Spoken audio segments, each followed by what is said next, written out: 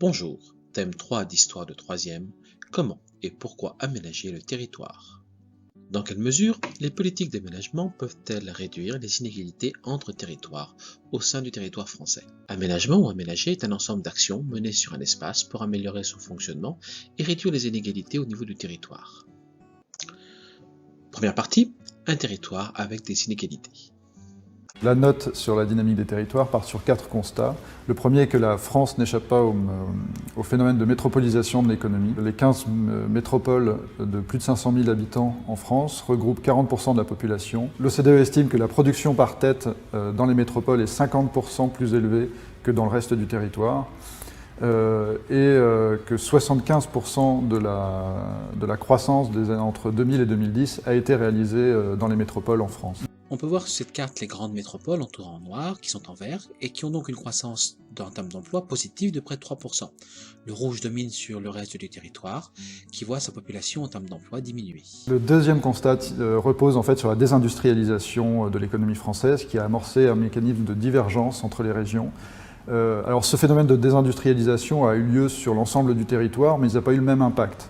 Notamment, on observe un décrochage des régions du nord-est par rapport à celles du sud-ouest. Et ce décrochage n'est pas que économique, puisqu'on observe aussi des divergences sur d'autres indicateurs, type indice de développement humain.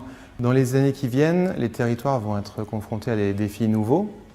Donc, tout d'abord, la réorganisation de l'État au niveau local, avec les régions qui vont prendre de plus en plus d'importance.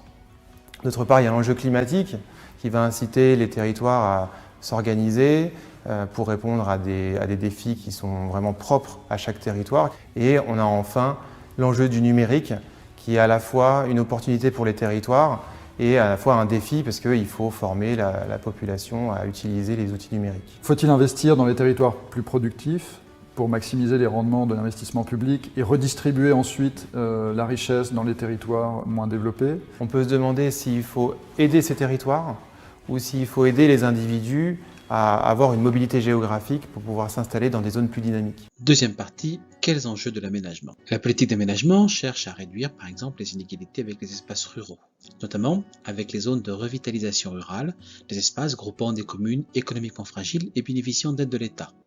Ce qui passe par exemple par la création des maisons de services publics, regroupant différents services publics nécessaires à la vie locale. Autre enjeu de l'aménagement, assurer également la mixité sociale, qui parfois est très faible dans certaines villes. Et mener une politique de grands travaux dans les quartiers prioritaires en difficulté. La politique d'aménagement doit également garantir les déplacements de tous. L'État a mené depuis 50 ans une politique publique de grands travaux pour aménager les axes autoroutiers, mais aussi les lignes à grande vitesse, LGV. Enfin, la politique d'aménagement se doit de respecter l'environnement, aborder une gestion durable des territoires, en lien avec les politiques publiques d'aménagement, mais aussi en impliquant le plus possible les citoyens. La France étant essentiellement urbaine, la ville est un enjeu essentiel des politiques d'aménagement durable, avec la constitution, la création d'écoquartiers, comme à Grenoble ici. Troisième partie, les perspectives de l'aménagement. Aménager et mener une politique d'aménagement, c'est se tourner vers le futur et essayer de penser ce que sera la France de demain. La géoprospective a pour objet justement d'anticiper le futur et d'essayer d'imaginer les territoires de demain. Dans 20 ans, la France pourrait être ceci. Au centre, un grand vide et des régions qui regardent vers ailleurs. Ou bien alors cela, Paris tout-puissant et le reste de l'Hexagone. À moins que la France de 2020 n'ait finalement cette allure, un rien anarchique. Toutes ces cartes, c'est la Datar qui les a imaginées. Mais en réalité, la délégation à l'aménagement du territoire a un autre scénario, son préféré. En langage de technocrate, cela s'appelle le polycentrisme. 6 grandes régions pour éviter entre autres que les villes moyennes ne dépérissent. Quatrième